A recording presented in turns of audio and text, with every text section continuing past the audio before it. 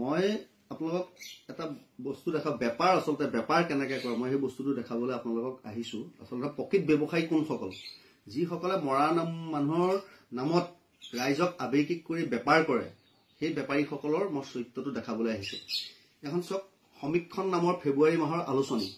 ইয়াত আপোনালোকে ৰাজীৱ শদিয়া ডাঙৰীয়া এখন ফটো দিয়া আছে, দেখিছেনে?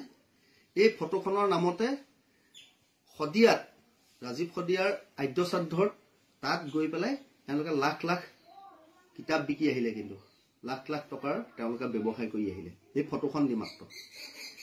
আমি 4খন কিতাপ লৈছিলোঁ এই আলোচনীখন। ৰাজীৱ শদিয়া ফটোখন দেখি পেলাই প্ৰথম ভাবিছিলোঁ তাত মানুহৰ বহুত হেতাও পৰা, চাবলৈ সময় নাছিলে, যে ইয়ালৈ আহিলোঁ তেখেতৰ আদ্য শ্ৰাদ্ধলৈ, তেখেতৰ অন্ততঃ এখন স্মৃতি গ্ৰন্থ আমি নিবলৈ পালে নিজকে সুখী অনুভৱ কৰিম। তাত দেখিলোঁ তেখেতসকলে এই আলোচনীখন বিকি আছে। আমি ভাবিলোঁ প্ৰথমতে স্মৃতি গ্ৰন্থ বুলি ৰাজীৱ শদিয়া ডাঙৰীয়াৰ এই ফটোখন দেখি পেলাই, কিন্তু তাৰপিছত চালোঁ সমীক্ষণ ফেব্ৰুৱাৰী মাহৰ ওপৰ, সেইখনে চালোঁ কেতিয়াবা, আৰু চাবলৈ ধৈৰ্যও নাছিলে, সময়ো নাছিলে, মানে মানুহৰ ইমান হেতাৰ পৰা তাত আপুনি চাব নোৱাৰে। সকলো মানুহৰ কিন্তু ভুল একেটাই হৈছে, মই এতিয়া যি বুজিছোঁ। পৰহি তালৈ গৈছিলোঁ, ৰাতি 2টা বজাত আহি ঘৰ পালোঁ। কালি দিনটোত ব্যস্ততাৰ মাজত আছিলোঁ। এতিয়া কিতাপখন অকণমান পঢ়োঁ বুলি মেলি লৈ আচৰিত হৈ গ'লোঁ। এখনতো আলোচনী বুলি সেইদিনা গম পালোঁ, কিন্তু এই ৰাজীৱ শদিয়া ডাঙৰীয়াৰ ফটোখন দেখি ভাবিছিলোঁ অন্ততঃ এই আলোচনীখনত আধা কিতাপখনৰ যিমান পৃষ্ঠা আছে তাৰ আধা পৃষ্ঠাতে ৰাজীৱ শদিয়া ডাঙৰীয়াৰ বিষয়ে লিখা থাকিব, তেখেতৰ গানবোৰৰ বিষয়ে লিখা থাকিব, তেখেতৰ আত্মজীৱনী লিখা থাকিব, তেখেতৰ শৈশৱৰ পৰা তেখেত মৃত্যু পৰ্যন্ত তেখেতৰ কথাখিনি লিখা থাকিব। যিহেতু এই কিতাপখন তাত তেখেতসকলে স্মৃতি গ্ৰন্থ বুলি ভবুৱাই মানুহক ভবাই পেলাই যে বিক্ৰী কৰি আছিলে, সেইটো কাৰণে ভাবি পেলাই মানে মই কথাখিনি কৈছোঁ।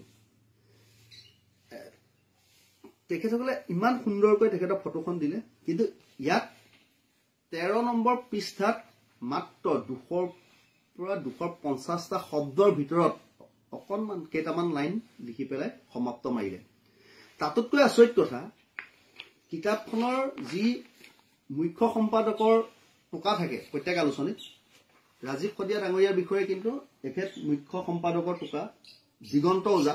তাৰপিছত দিগন্ত ওজা তেখেত এজন জ্ঞানী গুণী ব্যক্তি হ'ব, যিহেতু তেখেত এখন আলোচনীৰ মুখ্য সম্পাদকৰ দায়িত্বত আছে, কিন্তু তেখেতৰ এটা শব্দ ৰাজীৱ শদিয়াৰ বিষয়ে ইয়াত তেখেতৰ এই মুখ্য সম্পাদকৰ টোকাত দেখিবলৈ পোৱা নগ'ল। তাৰপিছত যিটো অধ্যক্ষৰ কলম শ্ৰী নিপেন দাস, তেখেতো এজন ভাল গুণীজ্ঞানী ব্যক্তি হ'ব, কিয়নো এখন আলোচনীৰ তেখেত অধ্যক্ষতা কৰি আছে, কিন্তু তেখেতৰ তাতো এটাও শব্দ ৰাজীৱ শদিয়াৰ বিষয়ে লিখা নাই। বুজিলে? তেখেত মই এইটো কাৰণে কৈছোঁ যে এই কিতাপখনৰ বেটুপাতত ৰাজীৱ শদিয়া ডাঙৰীয়া ফটোখন দিলে, কিন্তু ইয়াত তেখেতসকলৰ কলমত মানে এটাও শব্দ নাই। 13 নম্বৰ পৃষ্ঠাত মই যিখন কৈছোঁ, আচলতে 13 নম্বৰ পৃষ্ঠাত ৰাজীৱ শদিয়াৰ বিষয়ে অকণমান লিখিছে। আৰু সাধাৰণতে আমি দেখিছোঁ কোনোবা এজন ব্যক্তিৰ, মহান ব্যক্তিৰ তেখেতৰ আত্মজীৱনীৰ বিষয়ে লিখিবলৈ হ'লেও অন্ততঃ 500 শব্দৰ নহ'লে লিখিব নোৱাৰে।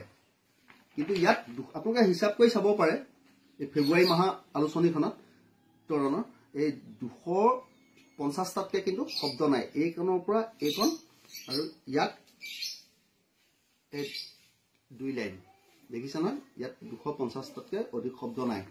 ইমানকণ শব্দ তেখেতৰ বিষয়ে লিখি পেলাই কিন্তু সম্পূৰ্ণ লাখ লাখ টকাৰ বেপাৰ তাত কৰিলে।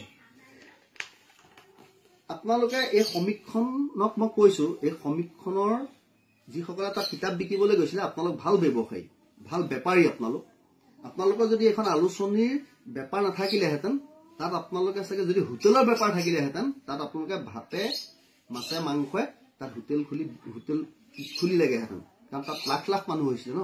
কিন্তু আপোনালোকে শিক্ষা লোৱাৰ প্ৰয়োজন তাত, যিহেতু আপোনালোকে গৈছে তাত চাগে আপোনালোকে দেখিছে টুপচিঙাবাসীৰ ৰাইজৰ, শদিয়াৰ টুপচিঙাবাসীৰ ৰাইজৰ আপোনালোকে আদৰ্শ লোৱা উচিত আছিলে। এই আদৰ্শ লোৱা উচিত আছিলে। তেখেতসকলক হয়তো দেখিছে, তেখেতসকল সঁচাকৈয়ে ধন্যবাদৰ পাত্ৰ, যিহেতু তাত 10-12 কিলোমিটাৰ ৰাস্তালৈকে কিন্তু কোনো দোকান খোলা হোৱা নাছিলে। এখনো পাণ তামোলৰ দোকানো তাত খোলা আমি নেদেখিলোঁ। সকলো মানুহে তাত দোকান বন্ধ কৰি স্বতঃস্ফূৰ্তভাৱে সেই ৰাজহুৱা আদ্য শ্ৰাদ্ধত লাগি আছে। এই সুযোগতে মই টুপচিঙাবাসী ৰাইজকো নমস্কাৰ জনাই ধন্যবাদ জ্ঞাপন কৰিছোঁ, কাৰণ এজন প্ৰকৃত জনতাৰ শিল্পীৰ বাবে আপোনালোকে বহুত কষ্ট কৰিলে, বহুত ত্যাগ কৰিলে। কিন্তু এই সমীক্ষণ লেখিয়া ব্যৱসায়ীয়ে যদি এখেতসকলে কিতাপ নাথাকিলেহেঁতেন তাত এনেকৈ ৰাজীৱ শদিয়াৰ ফটো বেনাৰ লগাই পেলাই তাত হোটেলত মাছ মাংস বিকিলেহেঁতেন যদি তেওঁলোক হোটেলৰ ব্যৱসায়ী হ'লহেঁতেন। মই এই কথাখিনি কোৱাৰ কাৰণে বিতৰ্ক হ'ব পাৰে, মোৰ ওপৰত এই সমীক্ষণে কিবা অভিযোগ দিব পাৰে, কিবা কৰিব, যি নকৰক মই তাৰ কাৰণে ভয় কৰা মানুহ ইমান কোনো নহয়, কাৰণ সঁচা কথা কৈ গৈছোঁ। আৰু মোৰ কথাখিনি যদি মই ভুল কৈছোঁ তেতিয়া অসমবাসী ৰাইজে মোৰ ভিডিঅ'টো চাই পেলাই মোক জনাব, তাৰ কাৰণে মোৰ যি শাস্তি হয় মই মূৰ পাতি ল'ম। কিন্তু সঁচা কথা সদায় কৈ যাম, সঁচা কথা ক'বলৈ ভয় নকৰোঁ। আৰু মোৰ দৰে বহুতৰ কিন্তু এই একেটা ভুলেই হৈছে। তেওঁলোকে সকলোৱে ভাবিছিলে যে এই কিতাপখনত মুঠ পৃষ্ঠা ৯৬ পৃষ্ঠা আছে, মুঠ এই ৯৬ পৃষ্ঠাত হয়তো ৪ ভাগৰ এভাগ হ'লেও ৰাজীৱ শদিয়া ডাঙৰীয়াৰ বিষয়ে থাকিব, কিন্তু নাই, ২০০ৰ পৰা ২৪০-৫০টা শব্দৰ ভিতৰতে সীমাবদ্ধ ৰাখিলে। কিন্তু বেটুপাতত তেখেতৰ ফটোখন দি পেলাই লাখ লাখ টকা তাত বেপাৰ কৰিলে। গতিকে এই সমীক্ষণৰ সকলো আলোচনীৰ বিষয়ববীয়া সম্পাদকে ধৰি মই সকীয়াই দিছোঁ, আপোনালোকক অনুৰোধ নহয় সকীয়াই দিছোঁ, ভৱিষ্যতে যাতে এনেকৈ মৃত ব্যক্তিৰ নামত আপোনালোকে এনেকুৱা ব্যৱসায় নকৰিব। যদি ব্যৱসায় কৰিবলৈ যায় নেক্সট বাৰ তেতিয়া কিন্তু আমিও আইনগতভাৱে আপোনালোকৰ ওপৰত ব্যৱস্থা ল'ম। এতিয়া এই কথাখিনি কোৱাৰ কাৰণে আপোনালোকে যদি মোৰ ওপৰত কিবা ব্যৱস্থা লয় মই ডোন্ট কেয়াৰ, মই সেইটো ইমান মই চিন্তা নকৰোঁ। আৰু মই ৰাইজলৈ ভয় কৰোঁ, ৰাইজক কৈছোঁ মই পুনৰ অনুৰোধ জনাই, যদি মোৰ এই বিষয়ে কিবা ভুল হৈছে, ৰাইজে যদি মোক ভুল ভাবিছে, মোক আপোনালোকে যি শাস্তি দিয়ে মই মূৰ পাতি ল'ম। জয় আই অসম।